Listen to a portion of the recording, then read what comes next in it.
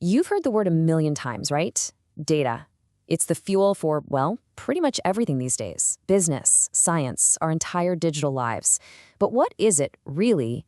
In this explainer, we're going to peel back the layers on this idea, starting with a simple number and ending with a kind of wisdom that can actually change the world. So, let's get into it. Okay, take a look at this. 32. That's it. On its own, it's just a number, kind of floating in space with zero context. But this right here, this is the absolute starting point for everything we're about to talk about. Right now, that number has no meaning, no power, nothing. And yet, this kind of raw material is what's fueling the entire 21st century. So the big question is, how does a totally meaningless fact become something powerful enough to shape our world? That's the exact journey we're on today. You know, at its core, data is actually incredibly simple.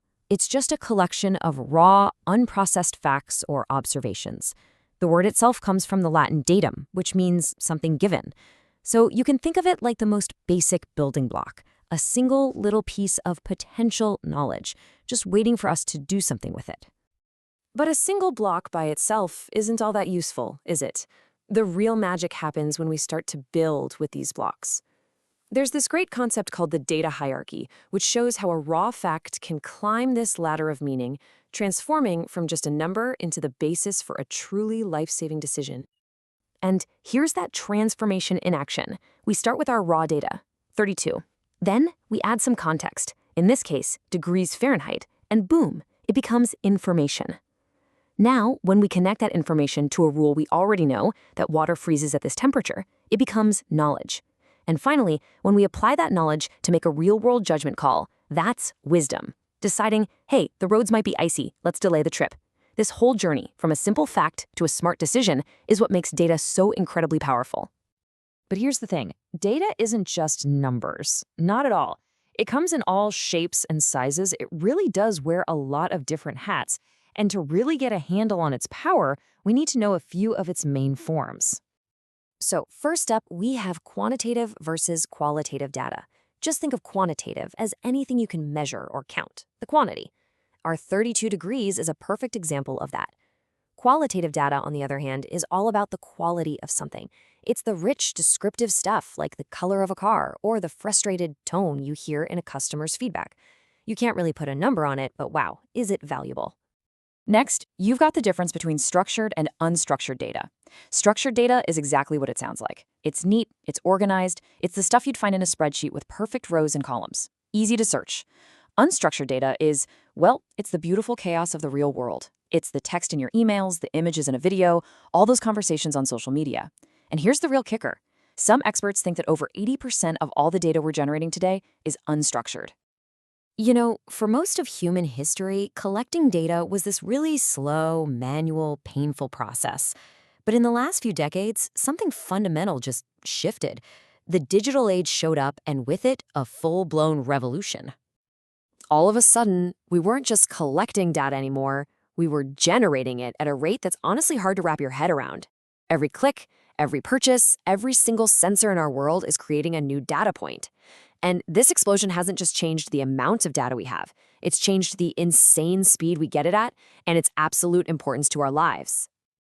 This whole phenomenon is what we now call big data, and it's usually defined by a few key characteristics. First, you have volume. We're talking about data sets so massive, they are just mind-boggling. Then there's velocity, the incredible speed at which this data is being created, like a constant stream from a self-driving car's sensors. We also have variety, which is all those different forms we just talked about, from neat little spreadsheets to messy, chaotic videos. And finally, there's veracity, which is a huge one. It's the challenge of making sure that in this ocean of data, we can actually trust that it's accurate. And this leads us to a really critical part of our story. This massive abundance of data gives us immense power. The power to cure diseases, build smarter cities, create technologies we could have only dreamed of. But you know what they say, with great power comes equally great responsibility. I'm sure you've heard this phrase before, data is the new oil. It's a pretty powerful analogy, right? It positions data as the most valuable resource we have in the digital economy, the same way oil fueled the Industrial Revolution. But here's the catch. It's an imperfect analogy, and the difference is absolutely crucial. See, unlike oil, which is finite and gets used up, data is essentially infinite. You can analyze the same data set over and over and over again, and it can reveal new patterns, new insights every single time. In a lot of ways, that makes it so much more powerful than oil. And of course, that power comes with a heavy burden. The old saying, garbage in, garbage out, has never been more true. If your data is flawed, your decisions will be too. There's also the challenge of bias. If the data we collect doesn't fairly reflect the real world, the systems we build with it can end up making social problems even worse. And as huge amounts of data get collected, it naturally brings up some really important questions about our privacy and security. Figuring all this out is one of the biggest challenges of our time. So when you really step back and look at the big picture, it becomes clear that data isn't just some resource anymore.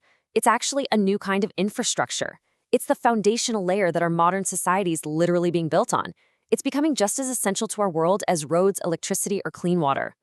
So we've gone on this incredible journey from a single number, 32, all the way to a force that's reshaping our world.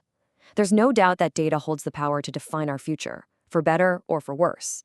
So the ultimate question really isn't about the technology. It's about us, about our values. How are we, together, going to choose to use this power to make sure it serves not just some of us, but all of us? The answer to that question is going to define the next 100 years.